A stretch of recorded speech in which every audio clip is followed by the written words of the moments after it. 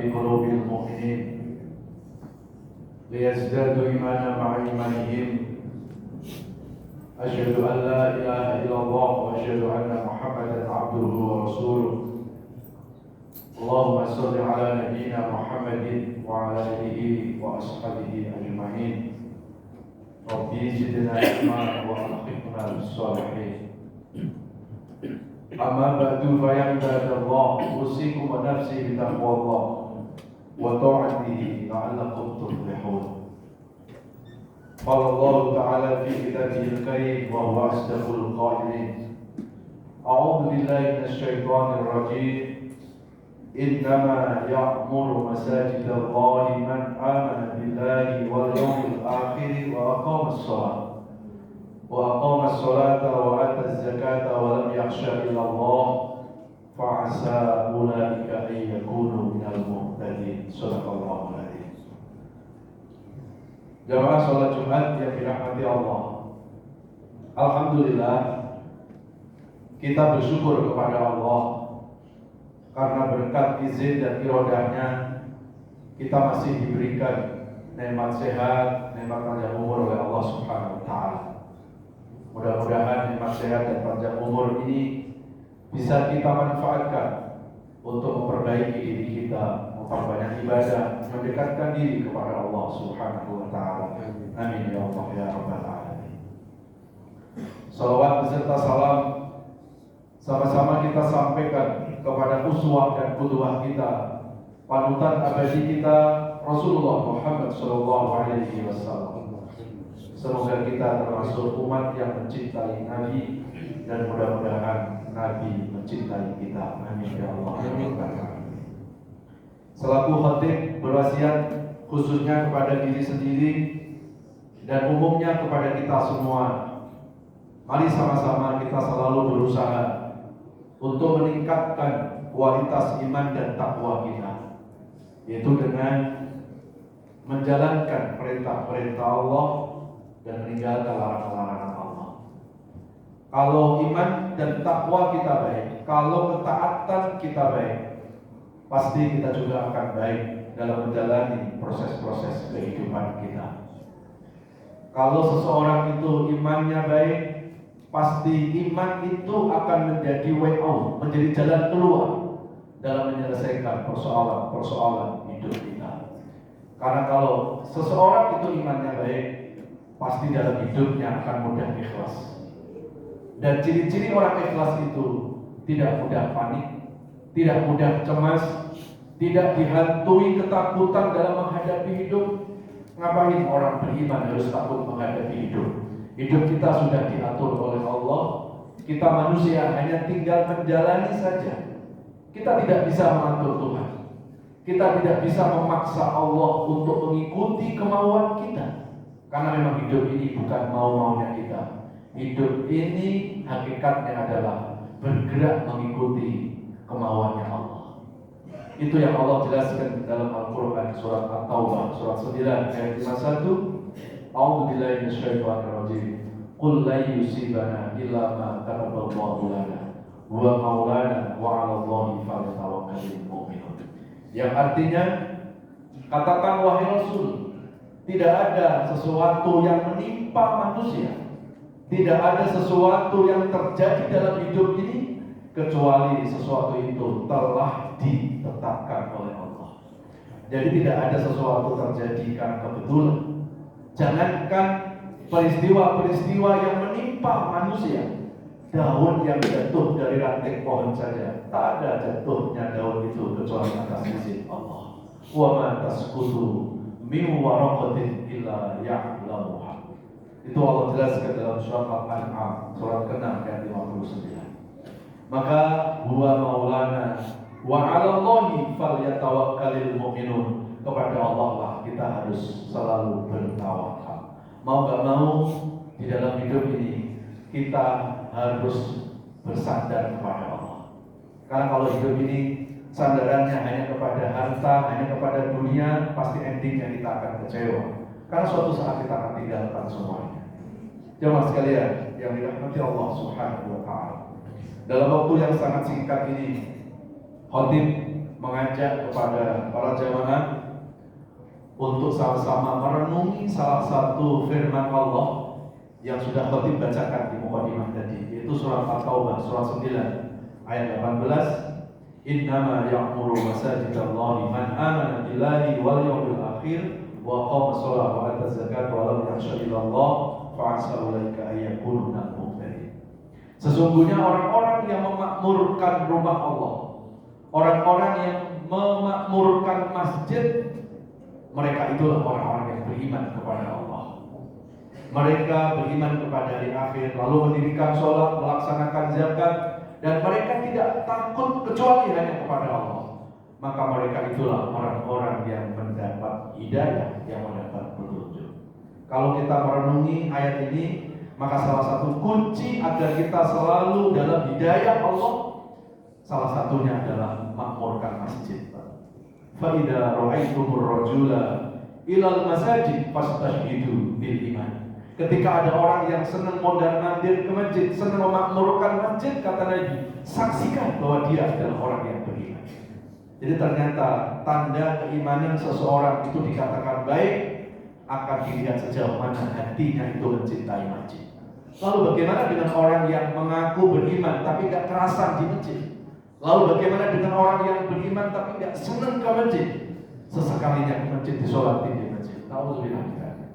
Kalau ada orang mengaku iman tapi kok tidak senang ke masjid, tidak senang makmurkan masjid, kalau kita ambil mafhum mukhalafah dari hadis tadi, berarti diragukan keimanannya. Karena iman dan memakmurkan masjid itu dua hal yang saling berkait. Makanya Allah gandengkan ini. Orang yang memakmurkan masjid dialah orang yang beriman. Lalu bagaimana yang mengaku beriman tapi tidak senang memakmurkan masjid? Berarti ada masalah dengan keimanannya. Ya, maka Rasulullah Muhammad Shallallahu Alaihi Wasallam, kalau kita buka dalam sejarah, Pak, dari awal Rasulullah itu berdakwah sampai akhir hayatnya, Rasulullah tidak meninggalkan masjid. Bahkan dalam satu riwayat, detik-detik Rasulullah mau wafat itu Senin subuh tanggal 12 Rabiul Awal di bulan Maulid itu, Senin subuh Rasulullah masih kepingin dibawa ke masjid. Pada saat itu 3 hari Rasulullah sudah sakit, sehingga dipapah kedua tangan Rasulullah. Dan setelah sholat subuh itu Rasulullah kembali kepada Allah Subhanahu wa Ta'ala. Ini menunjukkan bahwa Rasulullah Shallallahu Alaihi Wasallam adalah termasuk nabi, termasuk orang yang disebut dengan ahlul masjid, orang yang pecinta masjid. Maka saya jadi ingat satu kisah. Pada masa Rasulullah ada seorang ibu-ibu yang namanya Ummu Mahjan. Ummu Mahjan ini seorang ibu-ibu yang pekerjaannya itu tukang sapu masjid. Suatu saat Rasulullah itu tidak melihat Ummu Mahjan berada di masjid. Lalu kemudian Rasulullah bertanya kepada sahabat, kemana Ummu Mahjan? Kok aku nggak lihat Ummu Mahjan? Maka akhirnya dijawab oleh sahabat, ya Rasulullah, Ummu Mahjan itu telah meninggal dunia ya Rasulullah. Apa yang dilakukan Rasulullah setelah itu? Fabakan Nabi bakaan syahid. Rasul langsung menangis dengan tangisan yang sangat hebat. Lalu sahabat bertanya, lima bakaita bakaan syahid ya Rasulullah. Apa yang membuat engkau menangis histeris, menangis hebat ya Rasulullah? Apa jawab Rasulullah? Aku sedih ketika aku mendengar berita Ummu Mahjan sudah meninggal dunia. Kenapa kalian baru ngasih tahu aku sekarang? Apa gara-gara Ummu Mahjan itu bukan seorang pejabat, bukan seorang orang kaya, lalu kok anggap sepele? Apa yang dilakukan Rasulullah setelah itu? Wahai sahabatku, antar aku ke kuburan Ummu Mahjan. Dan akhirnya Rasulullah diantarlah ke kuburan Ummu Mahjan, dan di atas makom, di atas kuburan Ummu Mahjan itulah Rasulullah menyolatkan jenazahnya. Satu-satunya sahabiah yang disolatkan jenazah di atas kuburan hanya Ummu Mahjan. Pertanyaannya, ada apa dengan Ummu Mahjan? Dia bukan orang kaya, dia bukan seorang pejabat. Setelah status sosial, saya yakin dia bukan orang yang saat itu terhormat. Tetapi di mata Rasulullah, Ummu Mahjan adalah orang yang terhormat. Di mata Rasulullah, Ummu Mahjan orang yang dimuliakan. Kenapa Ummu Mahjan dimuliakan oleh Allah? Karena dalam hatinya Ummu Mahjan itu terpaut dengan masjid. Hanya cuma tukang sapu masjid, Pak. dimuliakan oleh Rasulullah. Lalu bagaimana dengan pengurus-pengurus masjid itu?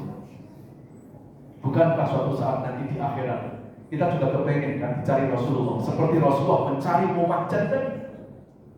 Ya. Kalau tukang sapu masjid aja dimuliakan oleh Rasulullah, itu secara otomatis dimuliakan oleh Allah karena hatinya terpaut, hatinya mencintai masjid.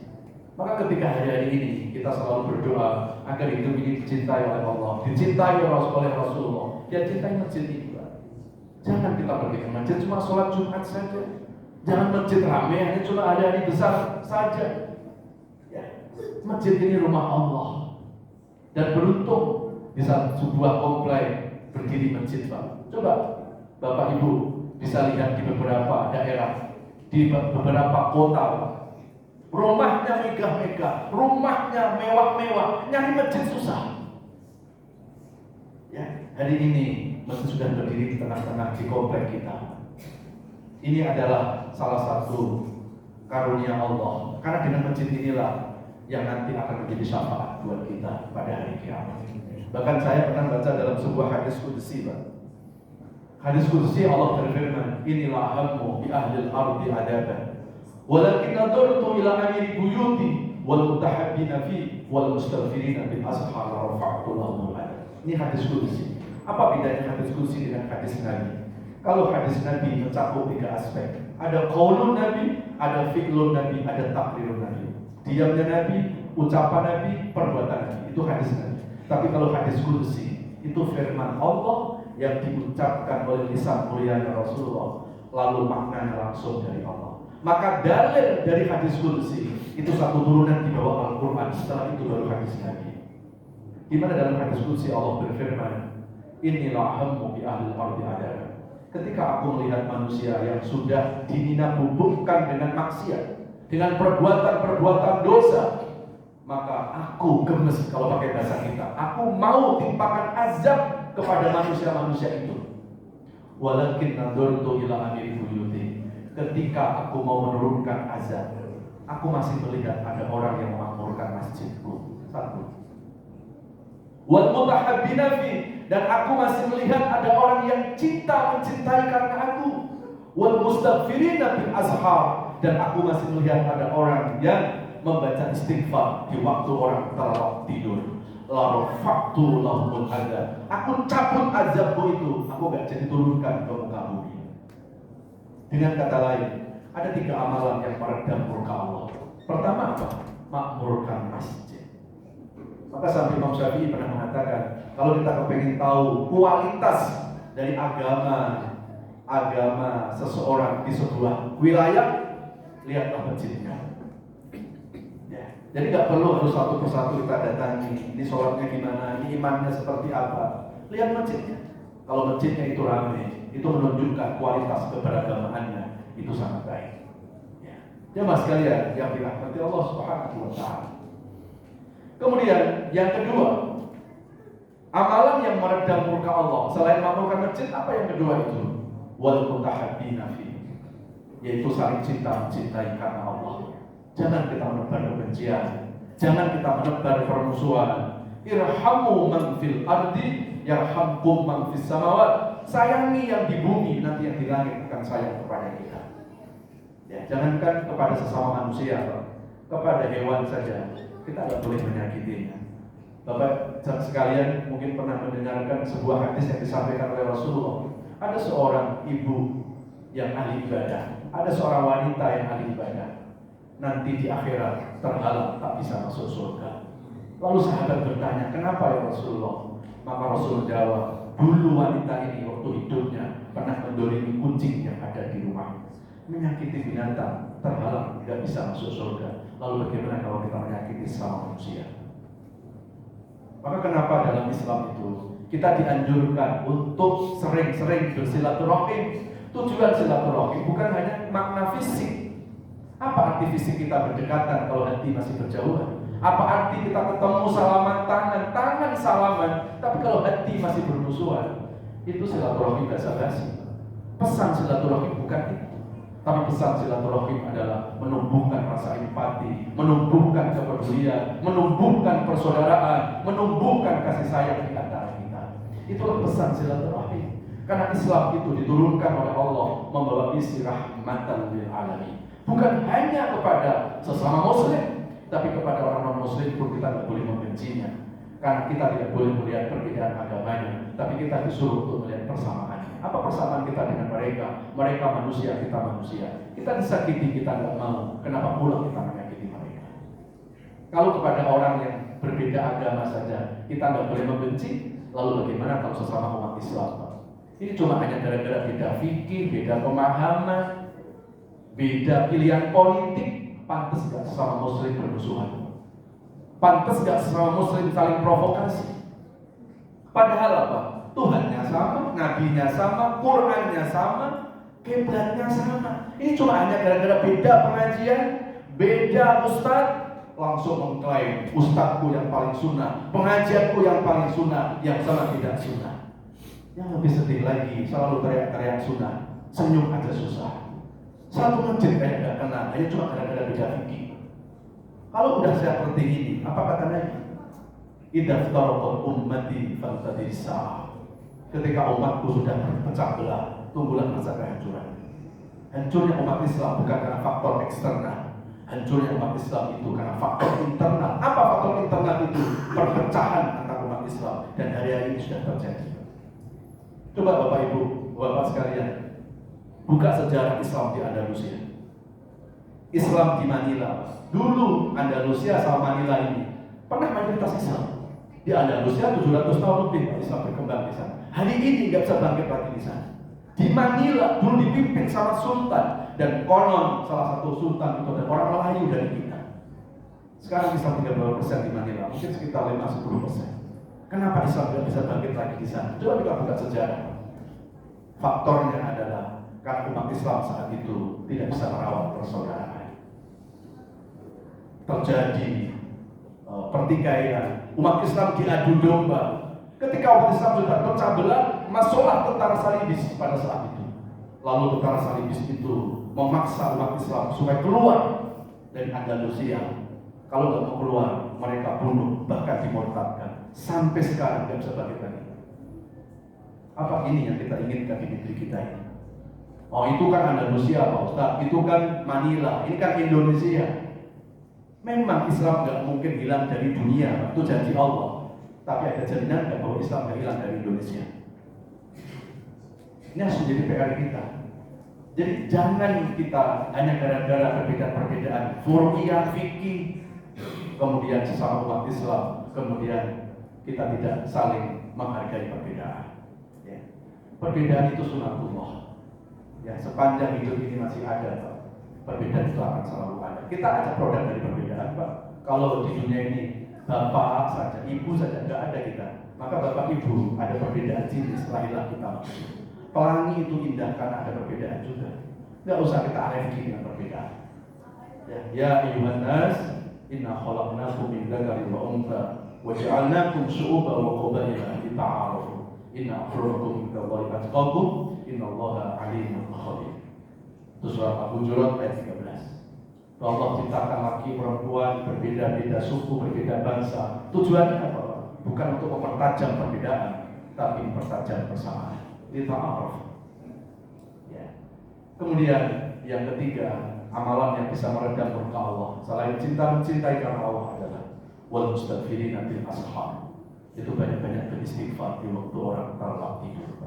Wa ma kana Allahu liyu'adzibahum wa anta fihim wa ma kana Allahu liyu'adzibahum wa hum yastaghfirun. Itu surat Al-Anfal surat ke-8 ayat 33. Allah tidak akan mengazab, Allah tidak akan menurunkan bencana kalau manusia-manusia itu beristighfar kepada Allah.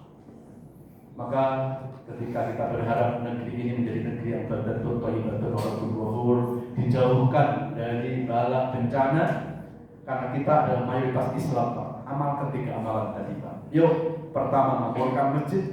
Yang kedua adalah tebarkan sifat asam, asih dan asuh. Jangan menebarkan kebencian, jangan menebarkan permusuhan. Lalu banyak-banyak beristighfar kepada Allah. Kalau perlu negeri ini harus membuat taubat nasional, Pak. Yang taubat bukan cuma rakyatnya, para pemimpinnya pun taubat.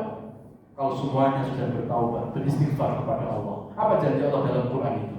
Al-A'raf surat ke-7 ayat 96, walau anna ahlal qura amanu wastaqaw la fatahna 'alaihim barakatin minas samai wal ardh walakin kadzabu fa akhadnahum bima kanu yaksibun. Kalau penduduk negeri ini beriman dan bertakwa, Allah akan turunkan keberkahan. Dan di antara keberkahan apa, Pak?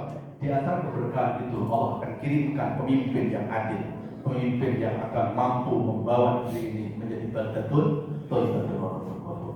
Berarti tanda kalau negeri itu gak berkah, Allah akan kirimkan pemimpin yang dolim. Kenapa pemimpin itu dolim? Pemimpin itu cermin dari masyarakatnya. Maka kalau kita kepingin pemimpin-pemimpin yang adil, perbaikilah kualitas keimanan kita, kualitas agama kita. Pasti Allah akan lahirkan pemimpin-pemimpin yang baik, insyaallah. Barakallahu li wa lakum fil Qur'anil azim wa nafa'ani wa iyyakum bima fihi min al-ayati wa dhikril hakim. Aqulu qawli hadza fastaghfiruhu innahu huwal ghafurur rahim.